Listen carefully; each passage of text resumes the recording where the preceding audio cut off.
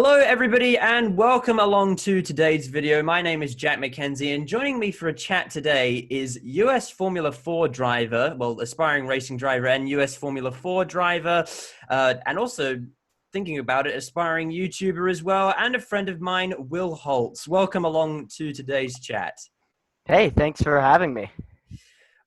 Well, first of all, it's been ages since I've been able to talk to you. I mean, we've known each other for quite a long time, having met through Forza 7, I think it was. How have you Yeah. been lately? Good. We've had a break from F4, but I've been on the sim a lot. Oh yeah, Uh, so yeah, that's what I've been up to. oh yeah. What have you been playing actually? Can I ask? It depends. I right before lockdown started, I ended up buying a gaming PC because I wanted to start to run a bit of iRacing. But I've been playing a lot of F1 2019 on my Xbox and some Project Cars too. It's been And I think we'll probably get onto the subject of Project Cars later in the show. I should probably run through what we're sort of going to be talking about today. I've split this up into different parts. Well, first of all, we'll be talking about your career, obviously, because it is very interesting how I've gotten to this point. And because it's the month of May, in August, we obviously have to talk about the Indianapolis 500 and what's been going on there. And since I think we're both fans of the franchise, and it's a subject that's been rather popular on the channel as of late, Project Cars 3, which we'll get into later. I have some general questions that I've just decided I just thought off the top of my head and just listed them, which we can get into later in the show. And we have some fan questions, so I put it out on social media if anybody had any question to ask, and we've got a few questions to go through at the end of the show. So if you're ready, I think we might get into sort of what's been going on with your career then. Yeah, let's get into it. So, where did your sort of interest in racing come from? Yeah, it's a interesting story because I didn't come from a family that really knew anything about racing. They didn't have any interest in racing. My dad watched the Indy 500 every year, but that's about it. So it's really started from me, and I think that's really helped my career because it's always been driven by what I want to do. I was on vacation one summer. We were at a lake house in Michigan, and we were bored. I think it was a Friday night. Didn't have much to do, and my dad remembered an old, quarter mile paved car racing track, just an oval. It was now that I look back on it, it was a pretty rundown track, but we went there just to watch cars run around, and I really enjoyed watching the racing. So we went back the next weekend, and I think they had an autograph night where you could go out onto the track and like sit in the cars and get autographs from the drivers. And then I sat in I think it was like a Toyota Camry with the all the windows kicked out with a number spray painted on the side. And I told my dad that I want to try racing, and he did some research how to get into it and found karting is usually where everyone starts. So we went to indoor karting for a year where I just started doing that to learn a little bit about driving. And after that, we bought a go-kart, old 20-year-old chassis, a not fast motor, but we bought that, and I started racing outdoors at my local karting club. And from there, it just started moving up to regional and then national level. And then last year is when I jumped into Formula cars for the first time with the Lucas Oil School of Racing. I did a couple lapping days with them, and then my debut race I did at Road America, where I won 2 out of the 3 races that weekend, which really helped give me the confidence to move up to F4 this year. Yeah, right. So you said you started out in a 20-year-old chassis, and in karting, and then I know towards the end of your karting career, you were driving iconic Edge chassis, which they look a bit different to how people sort of what people expect race karts to look like. How did that whole thing come about? Yeah, so we at the local club, made friends with a family who were one of the first people to start running Ionic Edge chassis, and they introduced us to Kyle, the man who builds the chassis. And I think it was my third year karting, we decided to upgrade to a new chassis because I was going into a new category, and we felt it'd be best to have a new competitive chassis because my old one had just cracked the year before. Um, so we reached out to Kyle, and we bought a brand new, I think it was a 2014 model Ionic Edge chassis, and that was where our relationship started with him. Um, we and then through the years we stayed loyal to Ionic Edge. That was the chassis that we really enjoyed working with. We loved working with Kyle, and from there we moved up to where I was one of the top drivers running an Ionic Edge, and we'd go everywhere Kyle went to race at the top races.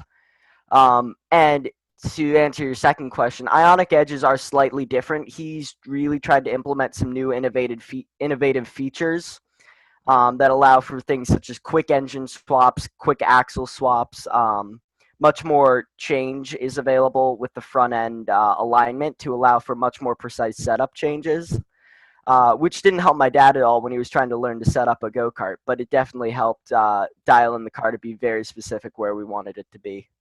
Yeah, so obviously it looks a bit different to how people expect a go-kart to actually look like because it had quite a different front end to it.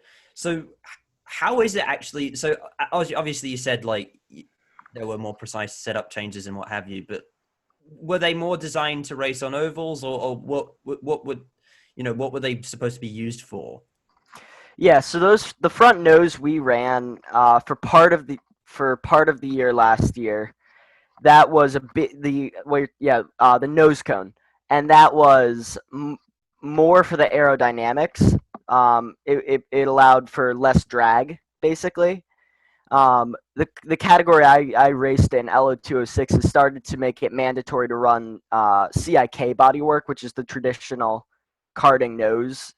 Um, and last year we split. We ran some races with the CIK and some with the Gold Cup, the big nose, mainly at races where there'd be a distinct advantage to have less drag. Oh yeah, that makes a lot of sense. So obviously your karting career actually it turned out to be quite successful because I seem to remember you won a lot of races in your karting career. Yeah. Last year was definitely the best year we had in karting. It was really where everything came together. We were better at setting the kart up. I really reached a peak in karts as a driver, the first race of the year was our first national event, and I almost swept the weekend. I lost one heat race through the whole weekend. But that was really where the peak of my performance in karts. That's when I reached a point where I was able to compete at the national level consistently. Um, our goal last year was to win the championship. We ended up coming up just short. We lost it in the final round. I won't get into the story, but it wasn't exactly a happy ending. But yeah, I came second in the championship, but we felt I'd learned about everything I could in karts, and it was time to move to something bigger. And we planned to move to cars. So what was racing school like? That must have been really cool because I remember seeing a lot of what was going on social media. Yeah, um, yeah, racing school. I thought I mean, I did my basic racing school, which is what you need to get a SCCA license, which is the governing body here in the United States. And there they taught the basics of racing. They taught you what the flags meant. They taught you how to brake, stuff that I thought I knew. But I didn't really take it in until I started doing advanced lapping days with Lucas Oil School of Racing, which is basically testing where you go out and the coach will be at a corner and he'll give you feedback. You look at video and data to hone exactly what you're doing wrong and how to fix it. And that's when I realized how much more complicated driving a car was compared to a go-kart. you've got suspension, which you have to learn how to let the suspension work. The braking's a lot more complicated. So racing school was actually really more helpful than I thought it would be. I kind of went into it thinking I knew everything. And then I went off my first lap and realized I knew nothing about driving a car. Oh yeah. So after racing school, obviously you managed to perform there and you did quite well. And then you've started recently driving for Alliance Racing. Now, what is Alliance Racing and how did that drive actually come about? Yeah, so Alliance is a family-run team out of Indianapolis, and we connected with them. The team manager reached out to us over the winter when it was a point where we were really uncertain what we were going to be able to do. The budget looked really tight. We didn't know exactly what we'd be able to afford. We'd hoped to do a full season in the Lucas Oil School of Racing race series and then compete for a scholarship for USF 2000. Um, but one of my sponsors pulled back significantly on our funding. So we had to scramble to see what we could do. We didn't have really a set plan, and then Alliance reached out to us and offered a test to come and see if I had what it took to get into the F4 car for the full season. Oh yeah, okay. Um, so what's it like racing in Formula 4? I mean, obviously it's very different to what you were driving at racing school. It's certainly different to what you were driving in karts. So you have downforce and that. What's the whole experience like? It's the first time I've ever really felt like an actual racing driver, where if you've ever gone to a race and you see like all the tents that the teams have with the cars under them, you always feel so disconnected from it. To suddenly be in the position where I can, I'm part of the team. I'm one of the drivers that 2 years ago I was looking at and saying that must be so cool to be there. Um, and it's super cool. We were at a race at Mid Ohio that had fans. Not every race we've had fans, unfortunately. And this like I don't know exactly how old he was, but probably a 5 or 6 year old kid came up and was just looking at my car. And I let him come in and I let him sit in the car and look at the steering wheel and gave him, I think, like one of our wristbands that we have, a Will Holtz Racing wristband. And that was just really cool to suddenly feel like a racing driver who can, who fans want to meet and want to interact with. And That's then, oh yeah, sorry. yeah.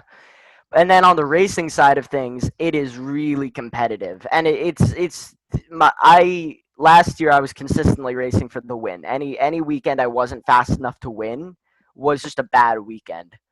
And this year, I'm going up against kids who've been in the category for 3 years or have a full year and a half testing in the car. And I jumped into the car in I think February or March. So it's been tough competing against kids who have so much more experience. But it's definitely I've seen massive improvements from what I've been able to do at the start of the year to what I'm doing now in the car. Well, that's good to hear. But I have been looking at the championship standings in US Formula 4, and I happen to notice that you happen to be the highest placed Alliance car. How does that feel? It feels good. Your first rivals are always going to be your teammate because they're going to be the people you can easily compare against because you're always going to be in the same equipment.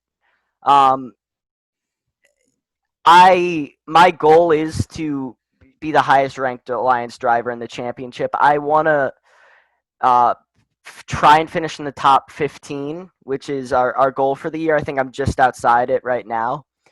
Um, yeah, it's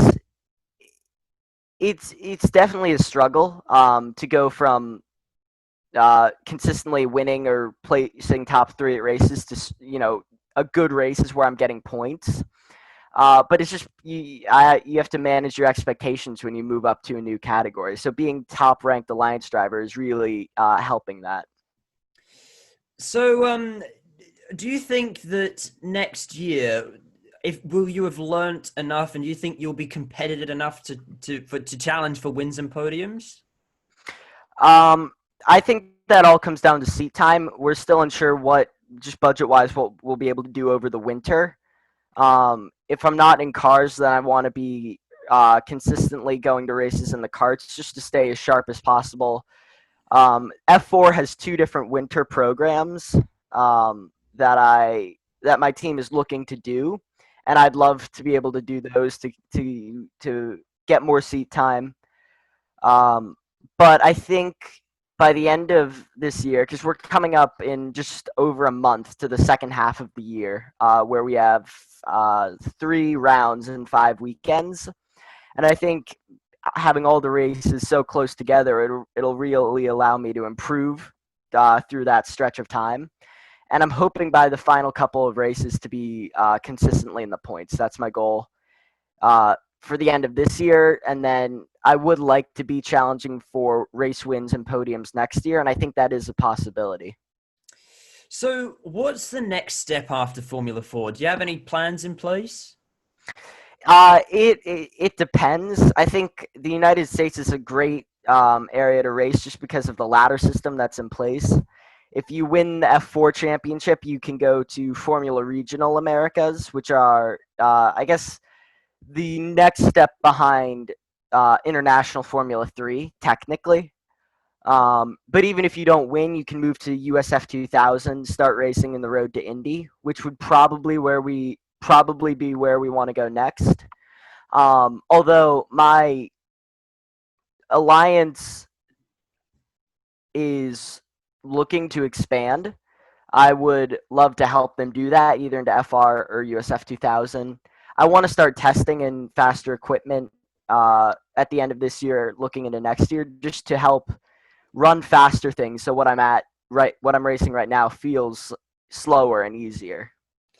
Yeah, okay. So it sounds like you're having a pretty good rookie season so far. It seems like you're learning a lot, and it seems that you had a great career up to this point, and I'm looking forward to actually seeing where that goes. We'll move on to our second topic of the day, which is, of course, the Indianapolis 500, which we're only days away from the great American race.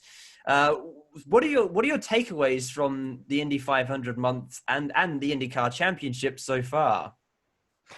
Um, yeah, I don't want to give too much away about the 500 because I did just put a video up on that, but I will give my overview. First off, the championship, I've been absolutely, astounded by what Scott Dixon was able to do early in the season, taking the first 3 wins of the championship, especially at races where, when you think about it, he didn't really have the quickest car or the car favored to win.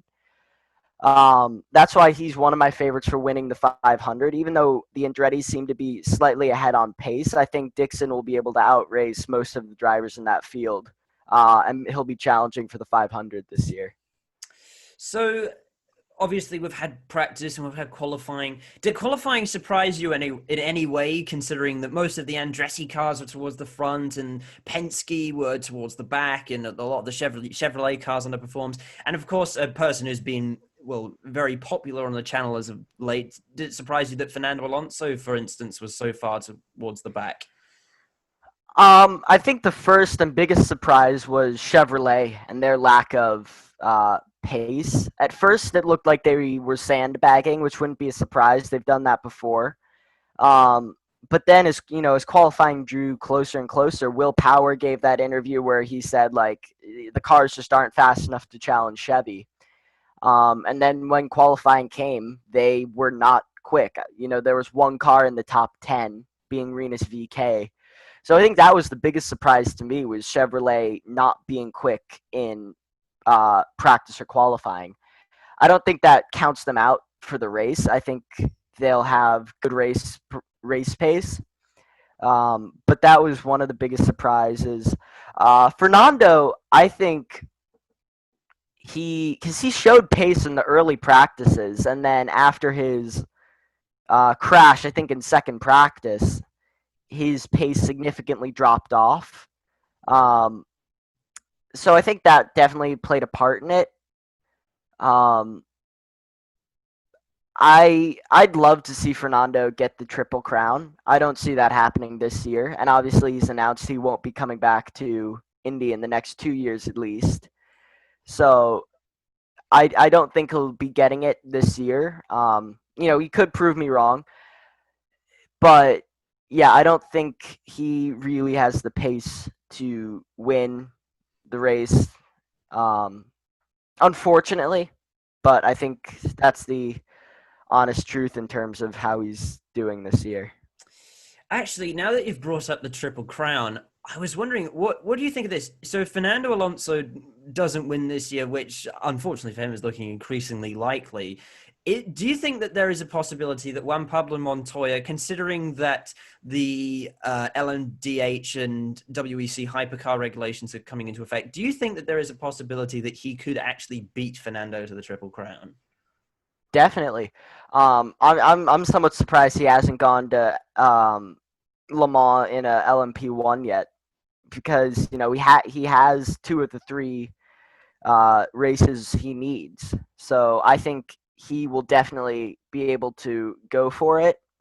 Um, Especially as you said with the new hypercar and LMDH regulations. Um, I wouldn't say he is any more likely than Fernando in the long run. I think, in the next 3 years, he definitely is more likely.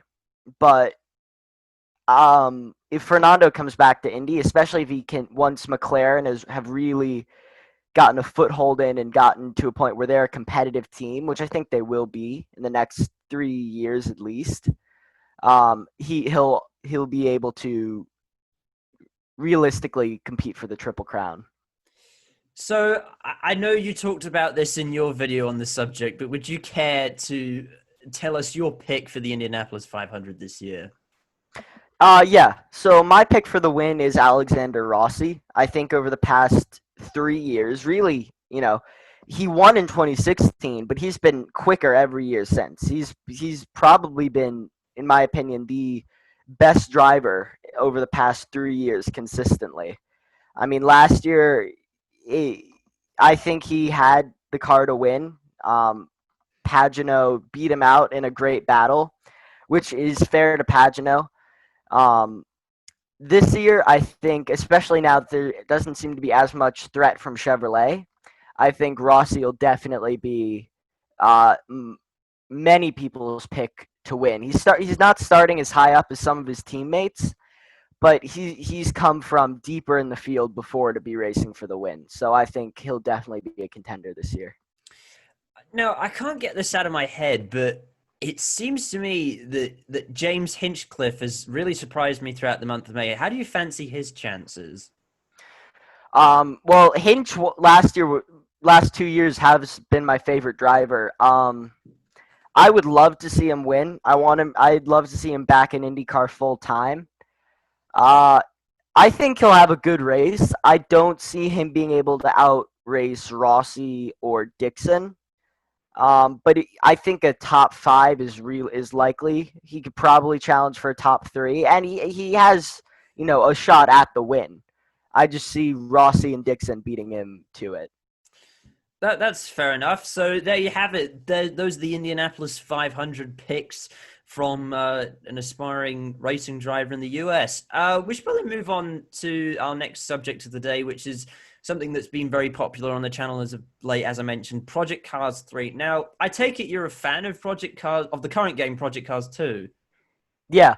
Um, I never played Project Cars 1, but I've had Project Cars 2 for I think 2 years now, and I think it's the best sim you can get on console. Assetto Corsa Competizione just came out on console recently, and I have it and I've played it, and I do like it, but that compared to Project Cars, and I'd pick Project Cars every time. It has an amazing car track selection that no other sim on console can come close to matching, and not I don't count Forza because it doesn't really have accurate car or track models.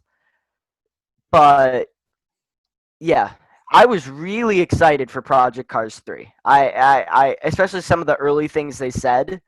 I thought I was really excited for it, and then I saw the gameplay footage, and my excitement started to dissipate a little bit. Yeah, I think we'll get onto that in a second. I actually do have a Assetto Corsa competition as well, and I think with a few improvements that could actually be quite a good game. I think it's missing a few features. Now, I get this all. I've always sort of been a defender of Project Cars 2, and I get people saying, "Oh, it's not realistic. All the physics are rubbish, and it's not very good." But I've always sort of said most of you aren't racing drivers. You've never actually driven a racing car. So I want to know, as a racing driver, how accurate or how close is Project Cars 2 and other sims for that matter, such as iRacing and rFactor 2, in relation to the real thing? Um, I think Project Cars 2, when it's at its best, when you're running a good car on a good track, your force feedback's perfect settings, it competes, in my opinion, with iRacing.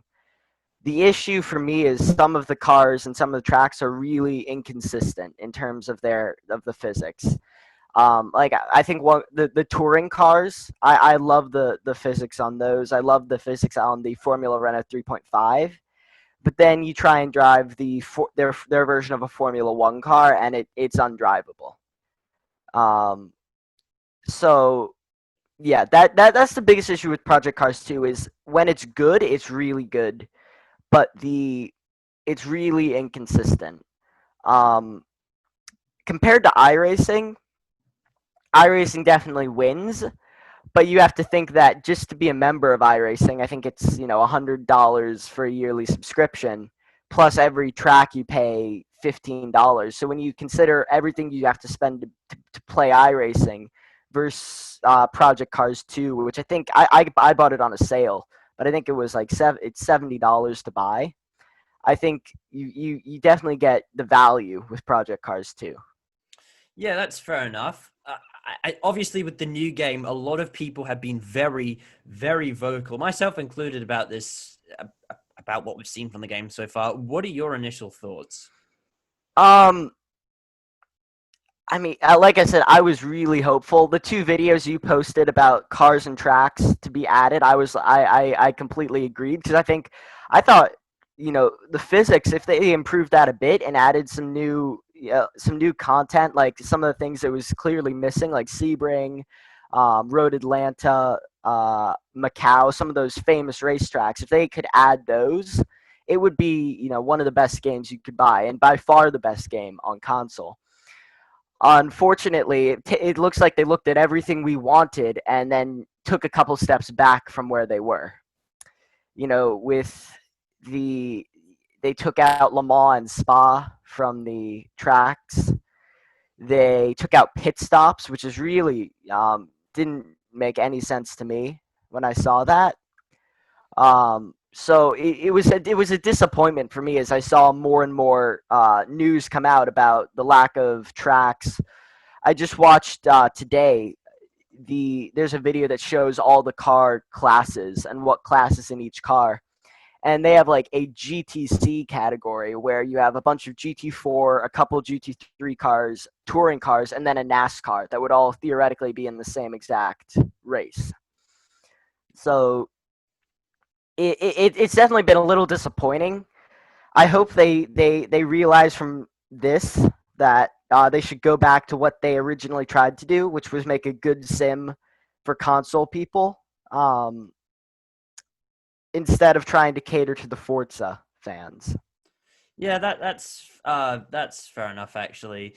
Now, from what we're seeing from the teasers that we're seeing from the new Forza Motorsport game, how do you think that will factor into the whole sort of racing games on console thing? Um, it's definitely hard to tell because we haven't really seen much actual gameplay footage. The graphics on the new Forza game look absolutely amazing, like some of the best in a racing game that I've seen. If it's any, and I'll say Forza 4, Forza Motorsports 4.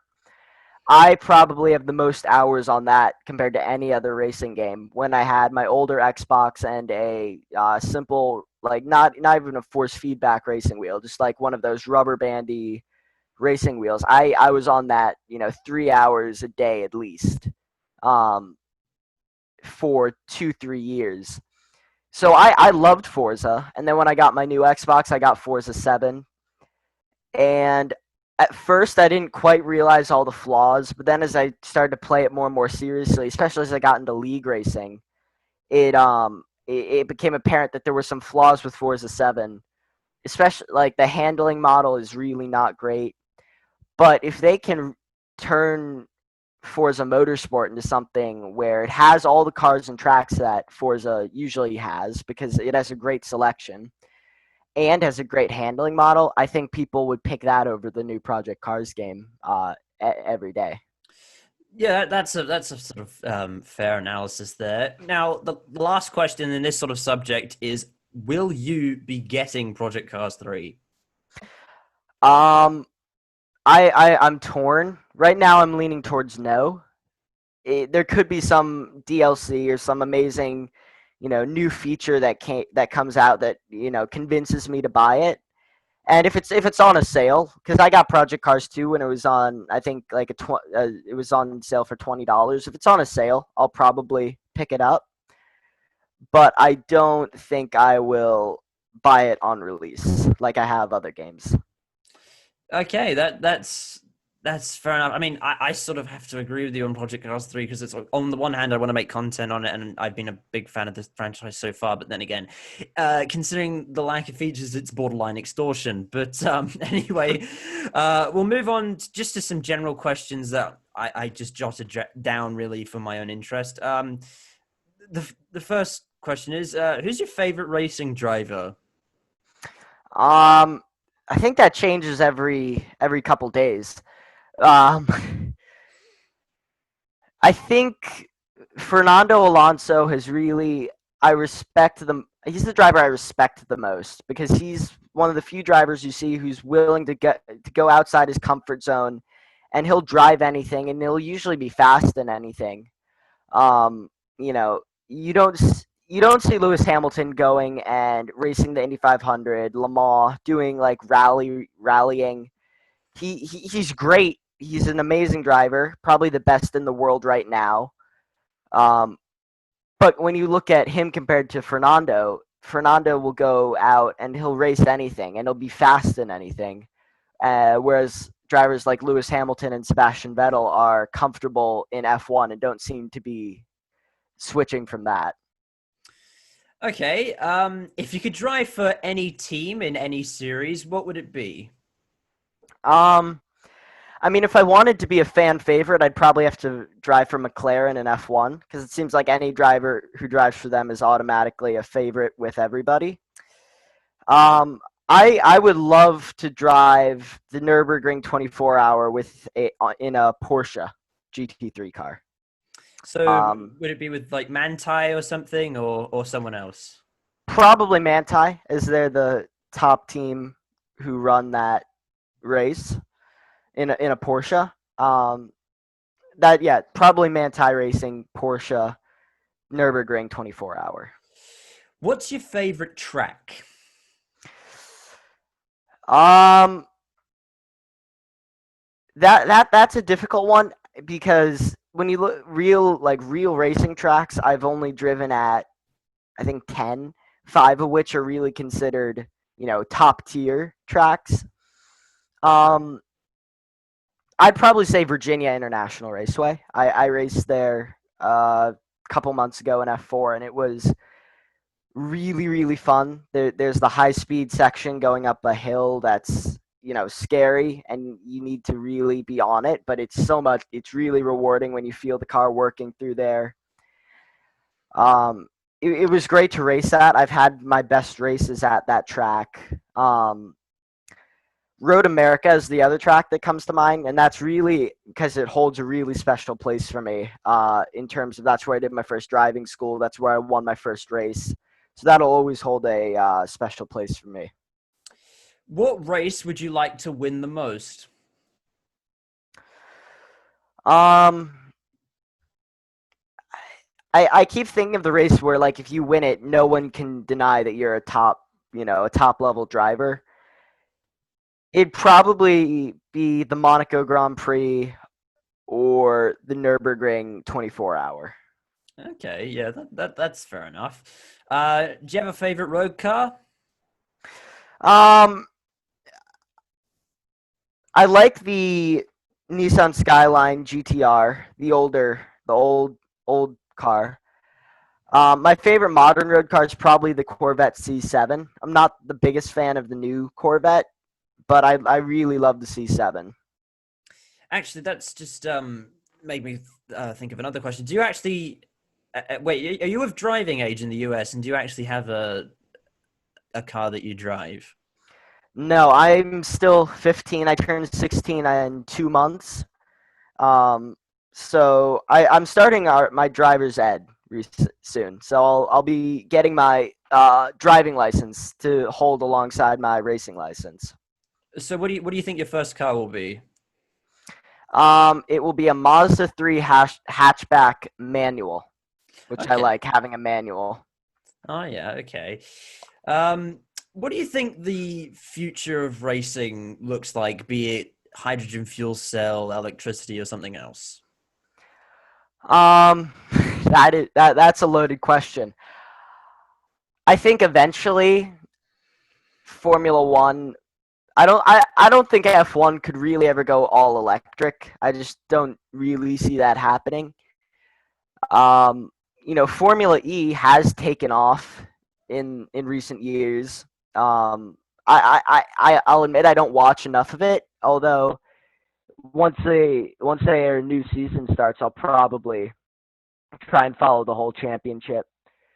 But I think electric cars are going to become more and more common. I think it'll be really interesting once electric cars start getting entered in races alongside,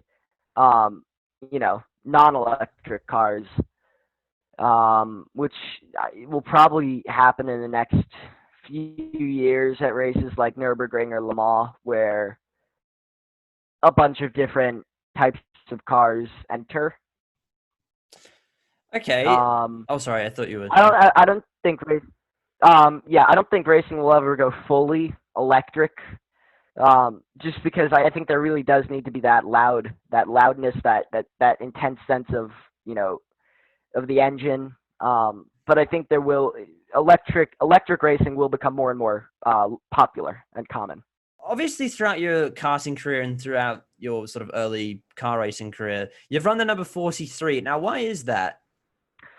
Well, at first it was because the car number 9, which is the car I wanted to be, was taken at the local club that I started. And at the time, I was a big NASCAR fan. I'm not really anymore, but at the time, that's what I watched. That's where I wanted to be. I wanted to be a NASCAR driver. Um, so once I realized I couldn't be number 9, my dad said, "Why not be number 43 like Richard Petty?" So that's where it started. In the first couple of years, I ran the number 43 in the Richard Petty font. But in recent years, it's really just been because that's what I built my brand around. My Instagram handle has been Will Holtz 43 for I think a year and a half. My suit, my helmet all say 43 on them. So it'd be too inconvenient to try and change it. Okay. Now, obviously, you've gotten more into YouTube as of late. Why didn't you tell us a bit about that? A couple of reasons. I've always, enjoyed watching YouTube. I've wanted to start a YouTube channel. Um, and once I moved to F4, I thought it'd be the perfect chance to provide some interesting content that not many people are able to provide. The first person view of what it's like to race in F4 US. There was a YouTuber a couple years who made F4 vlogs. So I like to think I'm kind of taking up the mantle as the F4 vlogger. Okay. Link to that will be in the description below, by the way, as will all the other social media accounts. Before we round off today, we'll move on to some fan questions. These were submitted by fans over social media, a couple of over Instagram, even got one on Discord as well. This one's a bit weird, though. We got a question from Racing Nation TV, who was in the recent Fernando Alonso video, and also goes by the name of Kyle Cuthbertson, who you might recognize having, if you watch David Land and the like. He asked, "Did it hurt when you fell from heaven?" I don't, Ah, I don't know. Well, Kyle, to answer your question, it did. Um, yeah. Oh, yeah. I love Kyle. I've never raced against him in real life, but I've raced against him in a couple online races. Yeah, and met him a couple times. Okay. All right. Now, moving on to a bit more of a sensible question. Caitlin Penny wants to know, will you be getting a custom helmet design? If so, what will it be like? Well, I saw this question, so I did bring my current helmet. Um, I would love to get a custom painted helmet design. I've designed, I think, at least 20 for myself, but it comes down to really when you look at what it costs to get a custom painted helmet, you could basically pay for half. You could that could be money that goes to keeping me driving and getting seat time. And that's the argument my dad always makes when I say, I think I should get a custom painted helmet this year. Okay. Now, the last of the fan questions is it comes from Forza R18. This one came over Discord, and he asked, will you be trying for an IndyCar ride? I think for me, that's the ultimate goal. Formula One is just, absolutely at this point, it's unobtainable for most. Even if you have, buckets of talent, the level of financial commitment required just to move up to international F3 is ridiculous. So I think staying in the States and trying to make a run at IndyCar is much more realistic. The Road to Indy scholarship program is amazing. For people who don't know, it basically there's you can theoretically make it to IndyCar with little financial commitment. It doesn't mean zero, but it does mean if you have the talent and you don't really have the funding, you can get to IndyCar.